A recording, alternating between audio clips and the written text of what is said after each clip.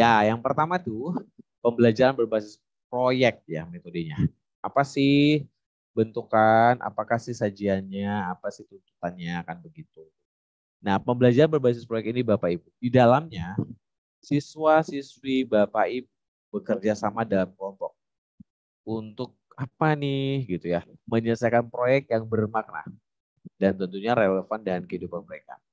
Proyek itu boleh saja penelitian, anak kelas tinggi ya, buat PTK dan sebagainya. Saya baru-baru ini kan Bapak Ibu ini ya, masih aktif di program guru penggerak angkatan 9. Dan saya punya salah satu CGP yang di sekolah SMA. Ketika lagi PI 3 atau 4 gitu ya, saya melihat anak-anak kok mundar-mandir tuh masuk kantor tuh tapi kayak bawa-bawa jilitan gitu ya Bapak Ibu. Saya tanya kepada CGP saya, mereka ngapain? Ternyata mereka tuh udah belajar nih Bapak Ibu buat penelitian ya, tapi saya lupa namanya apa disebut gitu ya. Jadi mereka pakai guru pembimbing juga.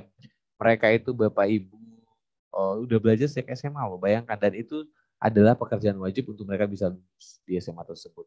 Itu keren banget ya. Jadi anak-anak tuh aktif di sana. Nah, kemudian Bapak Ibu di dalamnya itu penelitiannya macam-macam ya, pembuatan produk juga, kegiatan pengabdian masyarakat. Jadi banyak hal gitu ya. Tapi untuk anak kecil ya kita tinggal pilih-pilih yang cocok lah, atau tuntunan orang tua itu tuh sangat dibutuhkan sekali ya, karena mungkin kelas 1, 2, 3 nggak mungkin bisa sendiri gitu kan. Yang ketiga, pembelajaran berbasis proyek ini membantu siswa mengembangkan berbagai keterampilan seperti dia bisa berpikir kritis, memecahkan masalah dan kerjasama. Benar sekali Bapak Ibu. Jadi untuk menyenangkan itu, anak-anak tuh memang harus Bapak Ibu berlatih terhadap hal-hal seperti ini. Mereka harus diberikan Bapak Ibu sesuatu yang membuat mereka tuh dipaksa untuk berpikir, dipaksa untuk Bapak Ibu mencoba hal baru, ya dipaksa untuk bekerja sama karena mereka tahu bahwa I'm nothing without our friend gitu, without my friends. Saya tuh nggak ada apa-apanya tanpa teman saya. Tapi kalau mereka bekerja sama, ya mereka bisa menghasilkan sesuatu yang luar biasa. Nah itu harus ditanamkan Bapak Ibu. Ya kemudian mereka belajar untuk memecahkan masalah. Karena kita tahu Bapak Ibu bahwa ketika anak-anak selesai sekolah, yang mereka hadapi itu tentu jauh daripada Bapak Ibu masalah PR ulangan yang dia selama di sekolah. Bapak Ibu pasti mengalami ya bahwa ternyata kerasnya kehidupan ini Bapak Ibu kita akhirnya sadar nih bahwa semua ilmu yang kita pakai, kita pelajari di sekolah itu tidak semua terpakai Bapak Ibu. Tapi ada nilai-nilai yang kita ambil di situ.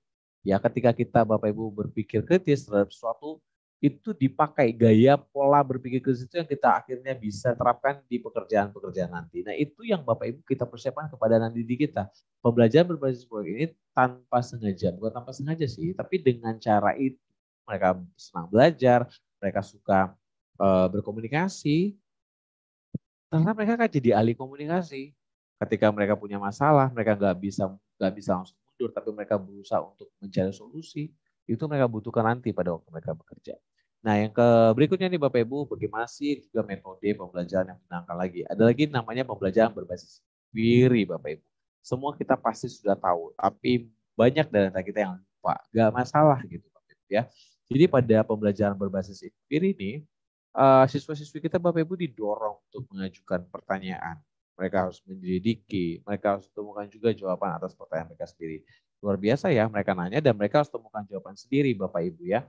Kalau Bapak Ibu pernah ikut program guru penggerak, Bapak Ibu sebagai pengajar praktik atau sebagai CGP, Bapak Ibu tahu yang namanya coaching Bapak Ibu ya. Di mana seorang coach itu ketika ketemu dengan coachnya, tidak boleh Bapak Ibu sebagai penentu solusi atau pemberi jawaban. Justru ketika coach bertemu dengan coach menyampaikan masalah, coach itu hanya memfasilitasi sampai si coachnya bisa menemukan jawaban sendiri dari pertanyaan-pertanyaan yang dibuat, dari kekhawatiran-kekhawatiran yang dia miliki dalam pikirannya. Nah ini yang terjadi juga ketika kita menerapkan pembelajaran berbasis inquiry ini Bapak Ibu. Ketika anak-anak punya sesuatu yang mereka bingung, mereka nggak tahu, Bapak Ibu kita membantu memfasilitasi, bukan langsung memberikan jawaban. Karena kalau kita langsung memberikan jawaban, they don't think a lot. Jadi mereka tuh nggak berpikir banyak. Tapi kita menuntun mereka, kita ajukan pertanyaan yang buat mereka langsung terbuka wawasannya. Oh iya ya, tadi saya nggak buat ini. Saya coba dulu Pak. Sekiranya seperti itu. Keren ya Bapak Ibu ya. Nah, guru bertindak sebagai fasilitator yang membantu siswa dalam proses belajar. Ingat fasilitator ya, tapi bukan pemberi jawaban. Fasilitator yang membantu siswa dalam proses belajar, bukan memberikan jawaban kepada siswa saat belajar ya. Pembelajaran berbasis inquiry ini membuat siswa mengembangkan rasa ingin tahu, kreativitasnya, dan juga kemampuan berpikir mandiri. Wah, banyak sekali ya. Jadi Bapak Ibu, dalam sekali pembelajaran Bapak Ibu, jangan Bapak Ibu langsung berpikir semuanya ini langsung kompleks bisa mereka pelajari. Ada beberapa orang yang hanya satu nilai yang mereka bisa dapatkan ketika mereka melakukan inquiry ini Bapak Ibu. Tapi dengan proses yang terjadi berulang-ulang gitu Bapak Ibu ya, kebiasaan tadi, maka mereka akan di setiap lini masa kehidupannya itu akan apa ya Bapak Ibu, encourage-nya itu sangat tinggi. Sebab apa Bapak Ibu, mereka tuh gak pernah puas dengan apa yang mereka pegang, tapi mereka selalu ingin tahu ini kenapa, kenapa ini lebih besar, kenapa ini lebih bagus, kenapa ini kita harus hindari, kenapa ini kita harus lakukan gitu, kayak gitu-gitu ya Bapak Ibu, sehingga mereka bisa semakin bijaksana nanti ke depannya. Yang ketiga, pembelajaran berbasis alam. Ini maksudnya gimana Bapak Ibu? Nah, siswa yang kita terapkan dengan pembelajaran berbasis alam ini Bapak Ibu, kita bawa siswanya belajar di luar kelas. Oke, so Bapak Ibu jangan berpikir bahwa ilmu itu hanya ada di kotak persegi itu saja ya Bapak Ibu ya. Tapi di luar kelas mereka banyak sekali ilmu, banyak sekali Bapak Ibu hal yang dapat mereka pelajari. Sembari sebenarnya Bapak Ibu memberikan mereka itu rasa hak yang berbeda. Tapi tujuannya dapat gitu Bapak Ibu ya. Ya, sometimes our student feel bored gitu Bapak Ibu ya. So kita bawa ke kalau kelas. Nah, kegiatan belajar itu berupa apa? Observasi, eksperimen, atau cuman hanya bermain di alam. Bapak Ibu, kalau kita ketemu nih ketika saya melakukan observasi di kelas 1, itu gurunya kan range, dia pakai nyanyi-nyanyian gitu Bapak Ibu. Kemudian tuh dibagikan LKPD, mereka menjawab gitu Bapak Ibu ya. Terus setelah selesai, ada seratusannya bilang, oke anak-anak udah selesai kata gurunya ya. Anak-anak bilang, Bu kok kita nggak belajar? Tahu nggak Bapak Ibu kenapa pertanyaan itu muncul? Karena sudah ditanamkan sejak awal dalam diri peserta didik yang kelas awal itu bahwa belajar itu nulis. Jadi kalau you nggak tulis, you nggak belajar. Nah itu kan incorrect banget Bapak Ibu. Nah makanya tuh kayak semalam ya ada pertanyaan bagus banget ya Bapak Ibu ya.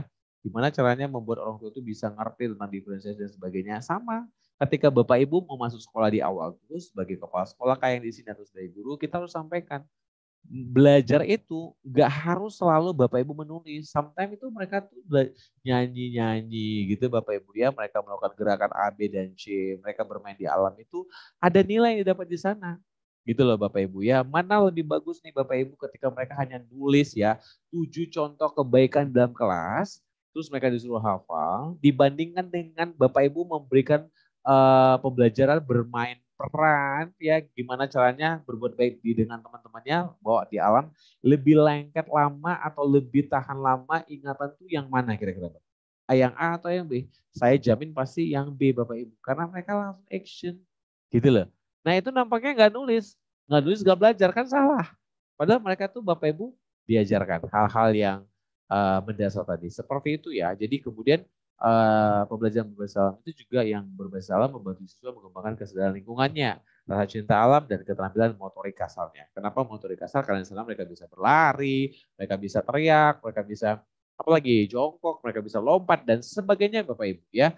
Nah, ada juga nilai kesadaran tentang I love my apa nih lingkungan tuh bahasa Inggris apa ya? Jadi mereka cinta sama lingkungannya. Mereka tahu harus buang sampah pada tempatnya. Mereka tahu Bapak Ibu harus siram tanaman pagi dan sore. Mereka tahu Bapak Ibu tidak boleh tebang buang sembarangan dan sebagainya. Itu ilmu-ilmu yang Bapak Ibu tuh kadang-kadang kita tuh Bapak Ibu gak berpikir itu penting. Padahal itu kan penting banget. Nah gitu ya. Jadi siapa sih di antara kita di tempat ini Bapak Ibu yang bahkan nih dalam setahun, ya ini udah bulan 4 itu berarti tinggal 2 bulan lagi supaya setahun, yang bahkan tuh gak pernah Bapak Ibu ngajak siswa-siswinya belajar di luar kelas. Hanya berpikir our class is very comfortable ya. Padahal belum tentu juga pakai AC gitu. Tapi sebenarnya hanya karena kita gurunya saja yang bahkan Bapak Ibu gak mau keluar dari zona nyaman kelas kita. Sehingga kita jadi korbankan siswa. Yuk jawab masing-masing dalam diri kita masing-masing.